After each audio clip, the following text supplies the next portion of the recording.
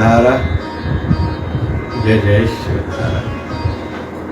सुखद जीवन तो हर कोई चाहता है, लेकिन सुखद जीवन जीने के भी कुछ तो नियम होते हैं, तो आज उसको समझेंगे। यह याद रहे, उतार चढ़ाव जीवन का एक नियम है। सुख दुख आते लेकिन जाते भी रहेंगे। सुख आएगा, याद रहे, जाएगा। तो दुख को अपनी उंगली पकड़ा के जाएगा, दुख आएगा, जाते जाते सुख को स्थापित करते जाएगा। यह नियम है। न सदा सुख रहेगा न दुख रहेगा। सुख में फूलना नहीं है, अहंकार नहीं करना। दुख में प्रभु को भूलना नहीं है, निराश हताश नास्तिक नहीं होना है। सर्दी गर्मी, यश अपयश, प्रेम नफरत, इसके बीच में हमारा जीवन चलने वाला है। तो सुखद जीवन जीने के लिए कुछ आज नियम समझेंगे। सबसे पहले आवश्यक है मस्त रहना, खुश रहना। यह आदत पर निर्भर है।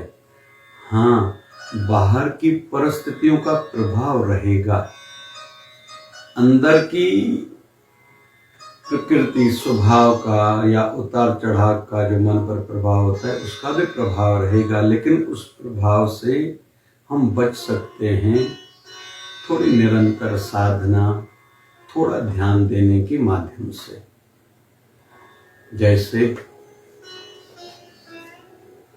जैसे हम लोग यह सोचें, जब कोई नुकसान हो तो हम आए थे, निर्वस्त्र थे, जाएंगे भी लगभग एक वस्त्र में ही जाएंगे जिसको कफन कहा जाता है। साथ न कुछ कोई लेके आया था न लेके जाएगा।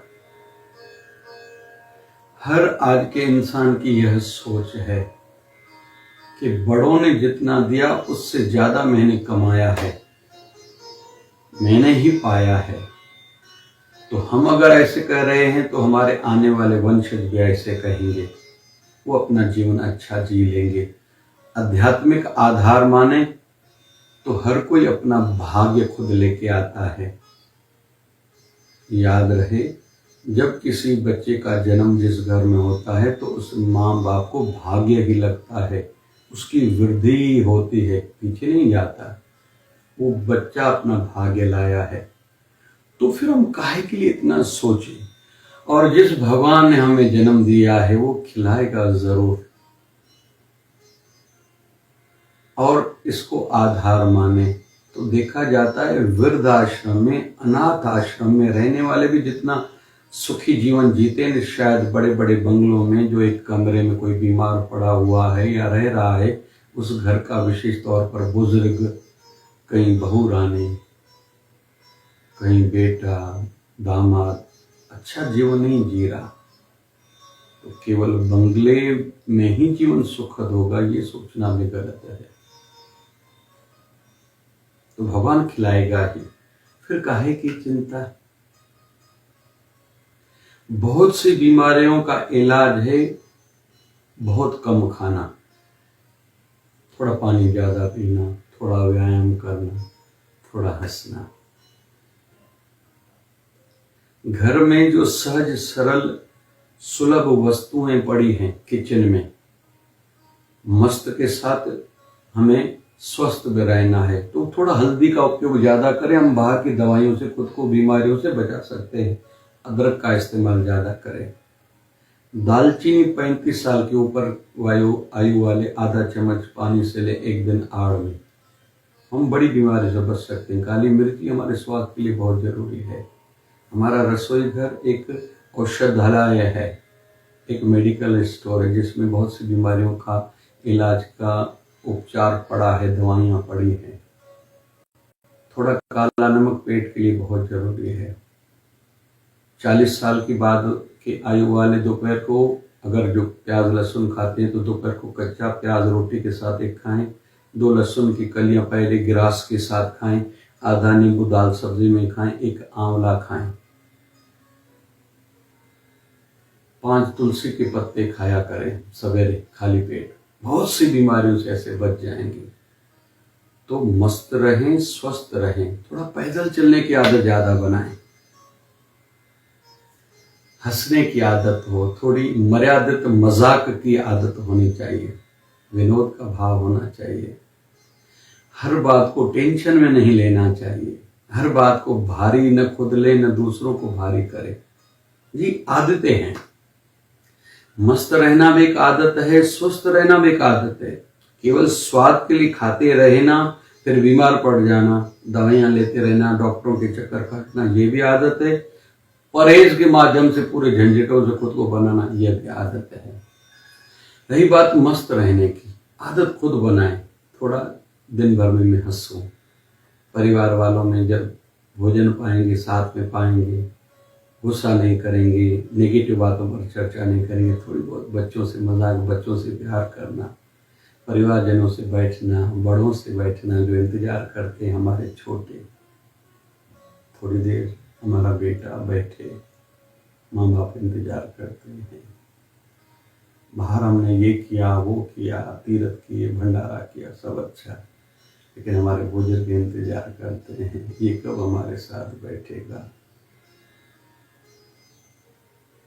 थोड़ा समझना है, बस ज्यादा झंझट नहीं है। मस्त रहना, सत्संग कथा के माध्यम से खुद को संतुलित करना। रात गई बात गई, कल वाली बात को हरदम दिमाग में रखना, किसी से गुस्सा करना, रूठे रहना, नाराज होना, तनाव में रहना नहीं।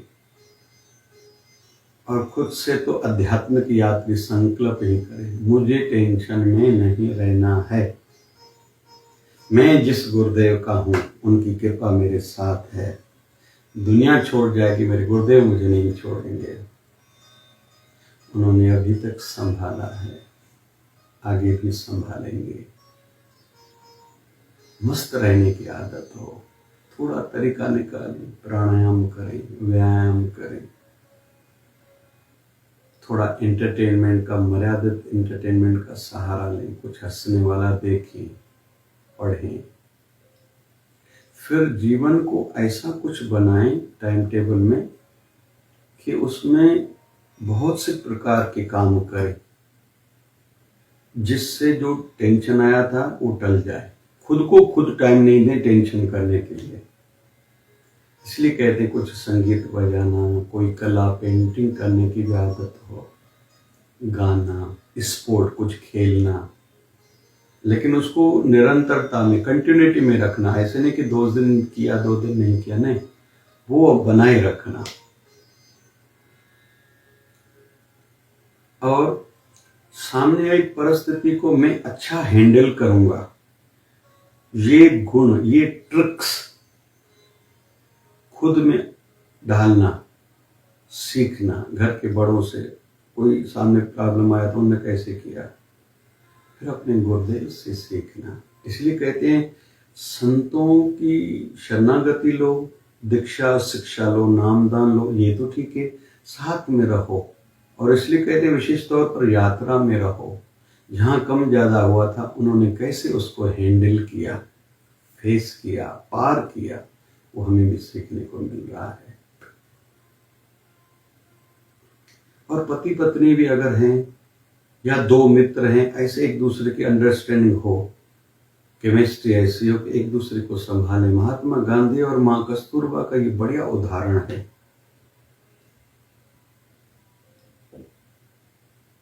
माँ कस्तूरबा ने महात्मा गांधी जी को, क्योंकि वो बड़े कार्य करते थे, संभालते थे। स्वामी रामकृष्ण परमहंस, माँ शारदा का भी बढ़िया केमिस्ट्री थी। बाद में भी स्वामी रामकृष्ण परमहंस की देह त्यागने के बाद भी उन्होंने बहुत अपने गुरु प्रेमियों को बच्चों की भांति संभाला था। उधर भाव था। ठाकुर जी कहते थे स्वामी रामकृष्ण परमहंस को, और स्वामी रामकृष्ण परमहंस माँ शारदा को माँ कहते थे। ये पहली रात ही उन्होंने निश्चित किया था। कहती थी कहीं वो गए नहीं मेरे अंग संग हैं, ये उनका भाव था। तो इस प्रकार से भी हम खुद को संभालिए, ऐसे दो दोस्त हो, इतनी अंडरस्टैंडिंग हो। और वैसे हर क्षेत्र में एक एक व्यक्ति ऐसा होना चाहिए जिनको अंदर का हाल चाल हो, लेकिन वो नेगेटिव नहीं हो, उन पर शंका हो तो थोड़े पैर पीछे करने चाहिए, लेकिन ऐसी अंडरस्टैंडिंग हो कि मेरे दुख सुख में उनसे मैं चर्चा करके निवारण पूछूंगा। ये भी एक अच्छा माध्यम, लेकिन यहाँ सतर्कता की जरूरत है। लोग बदलने में देरी नहीं करते, लेकिन थोड़ा इधर से थोड़ा उधर से थोड़ा उधर से, क्योंकि खुद को बैलेंस्ड करना है।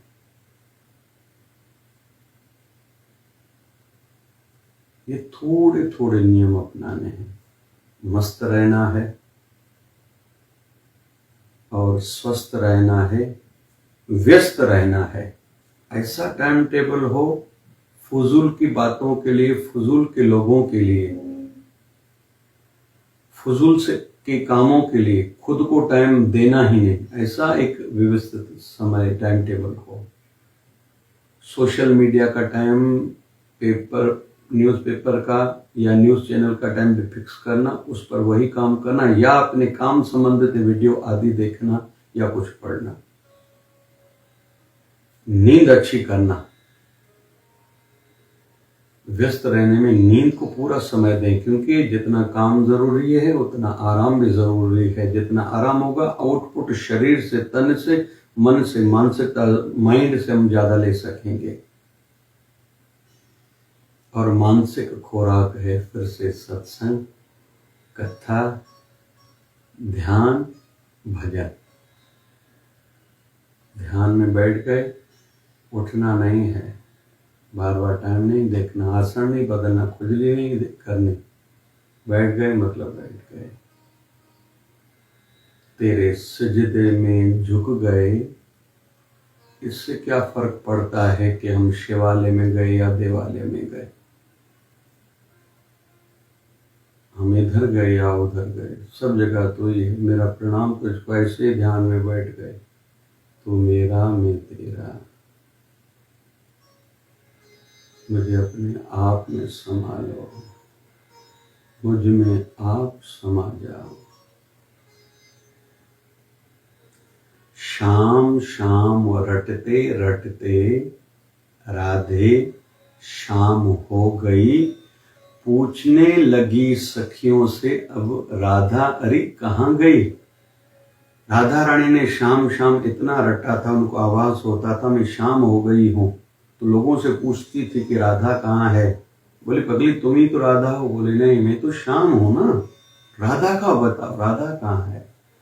तो ध्यान में, भजन में ये स्थिति प्राप्त करने हेतु आयु बढ़ने के साथ समय बढ़ाते जाएं। स्वस्थ रहें, मस्त रहें, व्यस्त रहें, लेकिन अस्त व्यस्त नहीं रहें।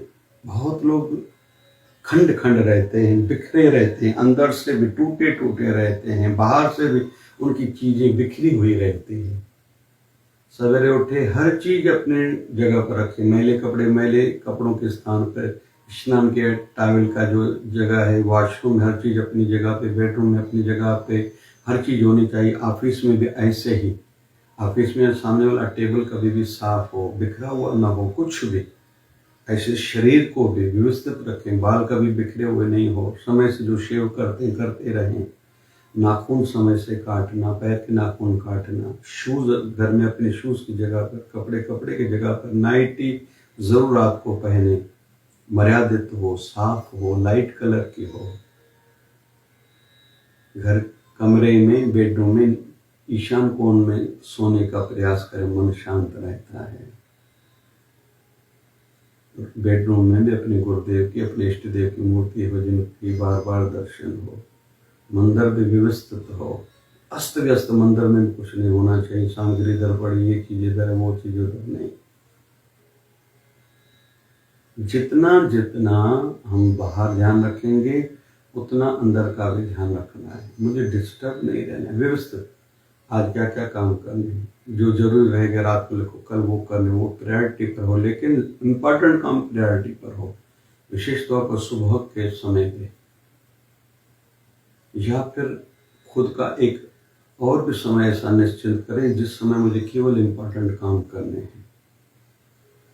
आयु बढ़ने के साथ भी थोड़ा एंटरटेनमेंट हो, मर्यादित, खुश रहना हो, बातें करना हो, अपनों के साथ बैठना हो, छोटों के हाल सुनना हो, थोड़ी पूर्वजों की, अपनी और धर्म की जो गाथाएं कुछ बताते रहना हो। श्राद्ध में हम लोग ऐसे करते हैं, नवरात्रि में हम लोग ऐसे करते हैं, महाशिवरात्रि हम लोग ऐसे करते हैं, गणेश उत्सव में हम लोग ऐसे करते हैं, हमारे गुरुदेव की जन्मतिथि पर हम लोग ऐसे करते हैं, बड़े दादा गुरु जी की पुण्यतिथि पर हम लोग ऐसे करते हैं। छुट्टियों में हमारे ये नियम है। किसी के शादी में, मंगल कार्य में जाएंगे हम लोग गिफ्ट जरूर लेके जाते हैं, वहाँ हंस की बात करते हैं, थोड़ा काम करके आते हैं। सामने वाले को लगना चाहिए मेरा अपना है, सगा है, मुझसे सच्चा है, तो जीवन की खुद की सार्थकता होगी। हम दूसरों के सगे सच्चे अपने बनेंगे तो दूसरे भी हमारे लिए बनेंगे। तो मस्त रहें, स्वस्थ रहें, व्यस्त रहें, लेकिन अस्त व्यस्त न रहें, दुखी डिस्टर्ब न हो रहो। सब बढ़िया, सब मस्त है, आनंदित है। बस ये 4 नियम बनाएं, जीवन सुखद बीतेगा। अभी तक अच्छा गुजरता है, आगे भी अच्छा ही गुजरेगा। जय जय शिवधारा, जय जय शिव।